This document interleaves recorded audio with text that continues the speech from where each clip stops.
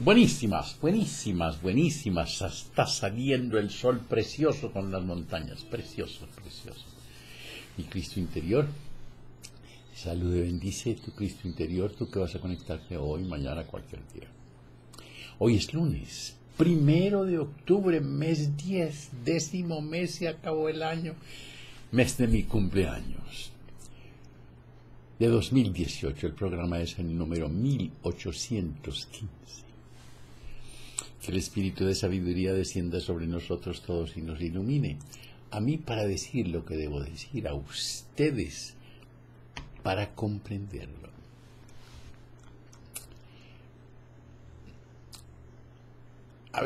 Gracias por sus correos, gracias por lo que en ellos escriben, gracias por sus manifestaciones y buenos deseos de bienestar y salud para conmigo. Gracias, gracias, gracias.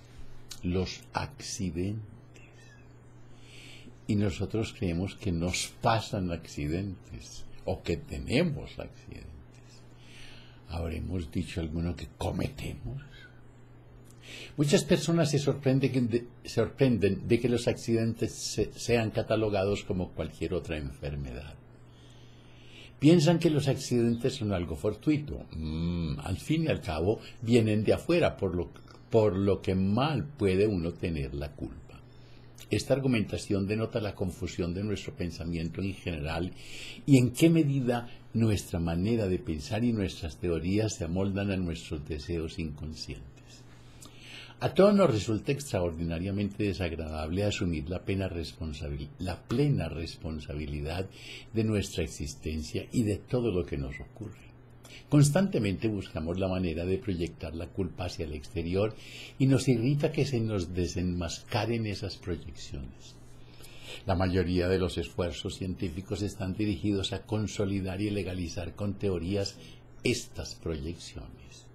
Tenemos que comprender que siempre hay algo que aparentemente nos viene de afuera y que nosotros siempre podemos interpretar como causa. Ahora bien, esta interpretación causal no es sino una posibilidad de ver las cosas, y en este libro nos hemos propuesto sustituir o, en su caso, completar esta visión habitual. Cuando nos miramos al espejo, nuestro reflejo aparentemente también nos mira desde afuera, y no obstante no es la causa de nuestro aspecto. En el resfriado, son miasmas que nos vienen del exterior y en ellas viene la causa. Y en el accidente de tránsito es el automovilista borracho que nos ha arrebatado la preferencia de paso, la causa del accidente. En el plano funcional siempre hay una explicación, pero ello no nos impide interpretar lo sucedido como una óptica transparente. Nosotros no buscamos los accidentes, del mismo modo que no buscamos las enfermedades, y nada nos hace desistir de utilizar cualquier cosa como causa. Sin embargo, de todo lo que nos pasa en la vida, los responsables somos nosotros. No hay excepciones, por lo que vale más bajar de buscarlas. Cuando una persona sufre solo a sus propias manos. Cada cual es agente y paciente en una sola persona. Mientras el ser humano no descubra en sí mismo a ambos, no estará sano. Por la intensidad con que las personas denostan al agente externo, podemos ver en qué medida se desconocen. La idea de que los accidentes son provocados inconscientemente no es nueva. Freud, en su psicopatología de la vida diaria, además de fallos como defectos de pronunciación, olvidos, extravío de objetos, etc., cita también los accidentes como fruto de un propósito inconsciente. Posteriormente, la investigación psicosomática ha demostrado estadísticamente la existencia de la llamada propensión al accidente. Se trata de una persona que se inclina a afrontar sus conflictos en forma accidental. Ya en 1926 se observaba que el individuo que ya había sufrido un accidente tenía más probabilidades de sufrir otros accidentes que el que nunca los había tenido. En general, se deduce que en la mayoría de los accidentes existe un elemento de deliberación, si bien casi siempre es inconsciente. En otras palabras, la mayoría de los accidentes están provocados inconscientemente. Esta mirada a la vieja literatura psicoanalítica nos indica, entre otras cosas, que nuestra forma de ver los accidentes no tiene nada nuevo, y lo mucho que se tarda en conseguir que cierta evidencia desagradable llegue a penetrar, si es que llega en la conciencia colectiva. En nuestro examen nos interesa no tanto la descripción de una determinada personalidad propensa al accidente como, ante todo, el significado de un accidente que ocurre en nuestra vida. Aunque una persona no posea una personalidad propensa al accidente, ésta siempre tiene un mensaje para ella y deseamos aprender y descifrarlo. El accidente es una lección que hay que aprender. Si en la vida de un individuo abundan los accidentes, ello solo quiere decir que esta persona no ha resuelto conscientemente sus problemas y por lo tanto está escalando las etapas del aprendizaje forzoso. Un accidente cuestiona violentamente una manera de actuar o el camino emprendido por una persona. Es una pausa en la vida que hay que investigar. Para ello hay que contemplar todo el proceso del accidente como una obra teatral y tratar de comprender la estructura exacta de la acción y referirla a la propia situación. El accidente de tránsito es un término difícil de interpretar por lo abstracto. Hay que saber qué ocurre exactamente en un accidente determinado para poder decir qué mensaje encierra. Pero si en general la interpretación es difícil y hasta imposible, en el caso concreto resulta muy difícil. No hay más que escuchar atentamente la exposición de los hechos. La ambivalencia del lenguaje lo delata todo. Lamentablemente, una y otra vez se comprueba que muchas personas carecen de oído para captar estas connotaciones verbales.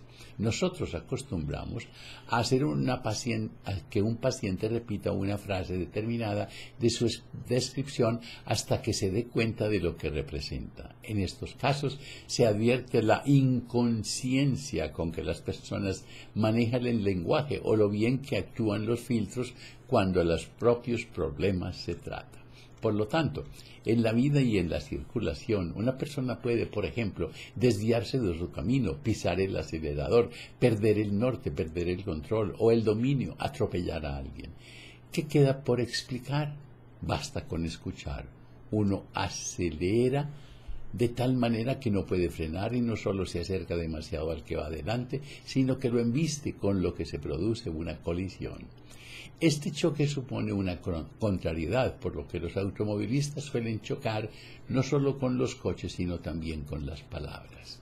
Con frecuencia, la pregunta ¿quién tuvo la culpa del accidente? Nos da la respuesta clave: no pude frenar a tiempo. Indica que una persona en algún aspecto de su vida ha acelerado de tal manera que ha llegado a poner en peligro tal aspecto. Esta persona debe interpretar el accidente como una llamada a examinar todas las aceleraciones de su vida y a aminorar la marcha. La respuesta "no lo vi" indica que esta persona deja de ver algo muy importante de su vida. Si un intento de adelantamiento acaba en accidente, uno debería pasar revista a todas las maniobras de adelantamiento de su vida. El que duerme al volante debería despertar cuanto antes también su vida para no estrellarse. El que se queda tirado de noche en la carretera debe examinar atentamente cuáles son las causas de la zona nocturna del alma que puede impedirle el avance. Este corta a alguien, el otro sobrepasa la raya o se salta el bordillo, otro más se queda atascado en el barro. De pronto uno deja de ver claro, no ve la señal de alto, confunde la dirección, choca con resistencias. Casi siempre los accidentes de tránsito acarrean un intenso contacto con otras personas. En la mayoría de los casos, la aproximación es excesiva y, desde luego, violenta. Vamos a examinar juntos un accidente concreto para ilustrar mejor con un ejemplo práctico nuestro enfoque. Se trata de un accidente real que al mismo tiempo representa un tipo de accidente de tránsito muy corriente. En un cruce con preferencia a la derecha chocan dos particulares con tanta violencia que uno de ellos es lanzado a la acera, donde queda volcado con las ruedas hacia arriba. En el interior han quedado atrapadas varias personas que gritan pidiendo auxilio. La radio del coche funciona a todo volumen. Los transeúntes van sacando a los encerrados de su prisión de hierro, los cuales con heridas de mediana gravedad son trasladados al hospital. Este suceso puede explicarse así. Todas las personas involucradas en este accidente se encontraban en una situación en la que deseaban continuar en línea recta por la dirección que habían tomado de su vida. Esto corresponde al deseo y al intento de seguir adelante sin detenerse. Pero tanto en la carrera como en la vida hay cruces. La vía recta es la norma de la vida, es la que se sigue por inercia. El hecho de que la trayectoria rectilínea en todas esas personas fuera interrumpida bruscamente por accidente indica que todos habían pasado por alto la necesidad de rectificar la dirección. Llega un momento en la vida en que se impone rectificar. Por buena que sea una norma o una dirección, con el tiempo puede llegar a ser inadecuada. Casi siempre las personas defienden sus normas invocando su observancia en el pasado. Esto no es un argumento, es un lactante. En un lactante lo normal es mojar los pañales y no hay nada mejor que objetar. Pero el niño que a los 5 años aún moja la cama no tiene justificación. Una de las dificultades de la vida humana es reconocer a tiempo la necesidad de cambio. Seguramente los involucrados en el accidente no lo habían reconocido. Tratan de continuar en línea recta por el camino que hasta entonces se había acreditado como bueno y reprimían la invitación a abandonar la norma, a variar el rumbo, a cambiar la situación. Este impulso es inconsciente. Inconscientemente sentimos que el camino no es el indicado, pero falta valor para cuestionarlo conscientemente y abandonarlo. Los cambios generan miedo. Uno querría, pero no se atreve. Esto puede ser una relación humana que no se ha superado o tratado en una idea, superado o un trabajo o una idea. Lo común a todos reprimen el deseo de liberarse de la costumbre de un salto. Este deseo no vivido busca su relación por medio del deseo inconsciente, una relación que la mente experimenta como precedente de afuera. Uno es atrapado de su camino en nuestro camino por medio de un accidente de circulación. El que sea sincero consigo mismo después del suceso puede comprobar que en el fondo hacía tiempo que no se estaba satisfecho de su camino y deseaba abandonarlo, pero le faltaba valor. A una persona en realidad solo le ocurre aquello que ella quiere. Las soluciones inconscientes son eficaces, desde luego, pero tienen el inconveniente de que, en definitiva, no resuelven el problema del todo. Ello se debe sencillamente a que, a fin de cuentas, un problema solo puede resolverse con una decisión deliberada, mientras que la acción inconsciente representa siempre solo una realización material. Así, en nuestro ejemplo, el accidente provoca la liberación del camino habitual, pero impone una nueva y aún mayor falta de libertad, el encierro en el coche. Esta situación nueva insospechada es resultado de la inconsciencia del proceso, pero también puede interpretarse como un aviso de que el abandono de la vía vieja puede llevar no a la ansiada libertad, sino a una falta de libertad aún mayor. Los gritos de socorro de los heridos y encerrados casi estaban ahogados por la estrepitosa música del radio del coche. Para el que en todo ve un símbolo, este detalle es expresión del intento de desviarse del conflicto por medios externos. La música de la radio ahoga la voz interior que pide socorro y que la conciencia desea oír.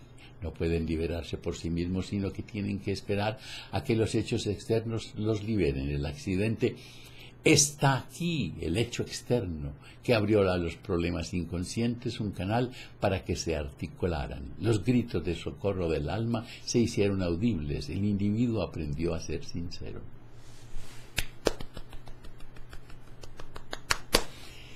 Piden las memorias. carlosbarrera@une.net.co, el nombre del programa, la fecha del programa, y el título. Cuando te abrazas, cuando te quieres, cuando te amas, la vida te abraza, la vida te quiere, la vida te ama. Que la prosperidad, la armonía, la salud, la sabiduría y el amor sean con ustedes y sus familias, conmigo y mi familia. Si hoy tienes un momento de rabia, de desilusión, de tristeza, te sientes pobre o enfermo, sientes celos o miedo, invoca al espíritu de sabiduría, pídele que descienda sobre ti y te ilumine, y tú cuéntale si en tu relato hayas algo mal puesto en tu corazón con alguien. Perdona a ese alguien, ámalo, agradece, olvida. Y si es contigo, perdónate, ámate, agradece y duérmete. Y no se les olvide reír, pero por nada, nada, nada del mundo. Hasta mañana.